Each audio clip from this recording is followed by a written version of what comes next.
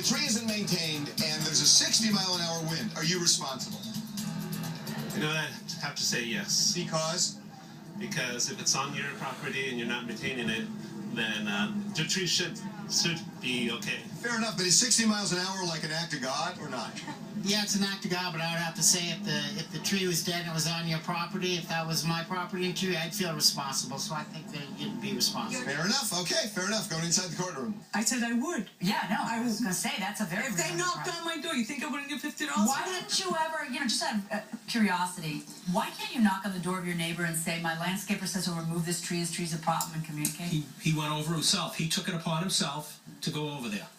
What? Didn't speak to the I'm not asking you homeowner. that. That would be why your landscaper went over there. I asked you a very specific question. Why didn't you guys go over there? We really don't speak. You're 20 feet away. Was there a problem you're not telling me about?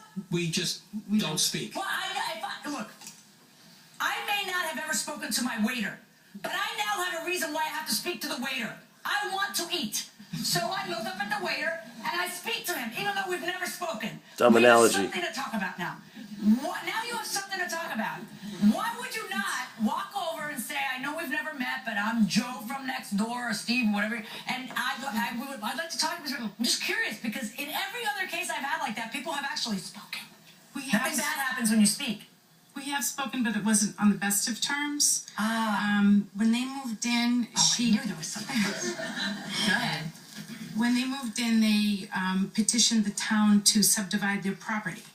And the neighborhood as a mass, I think everybody went to make sure that that didn't happen, because they didn't really have enough square foot and frontage and all that. And, this... That has nothing to do with it. Oh, I think it does. But I just wanted to know. I knew there had to be a reason. All right, well, now I have my reason. Now here's what we're left with. We have a tree. The tree's on your property. The tree is dead. How's it? There is enough evidence here to show that you need to be a little bit more responsible about the damage that can occur, especially in 60-mile-an-hour winds, when you have trees that need removing. Remove the dead trees. Not one or two. Remove all the dead trees on your property. It's a hazard for everybody. Next time it's a person. Done, and done. Let me see. Did you do it? You removed it? Everything. Good. That's what you needed to do. Because we didn't know they were dead. Yeah. Well, how do you not know? That'd be fine if I didn't have this. It's very hard. We don't go out that way. I find in your favor in the amount of $1,109.83. Good luck, folks. Thank you. Okay, come on over here. What's your reaction? Not fair. Why not? Very fair. Because it was overhanging on their property we didn't know was dead. Yeah. That was it. We didn't Don't you know. walk They around your never property? know. No, it's People the back leave. of the property. No. I mean, there were a lot of clues there. Were your eyes open?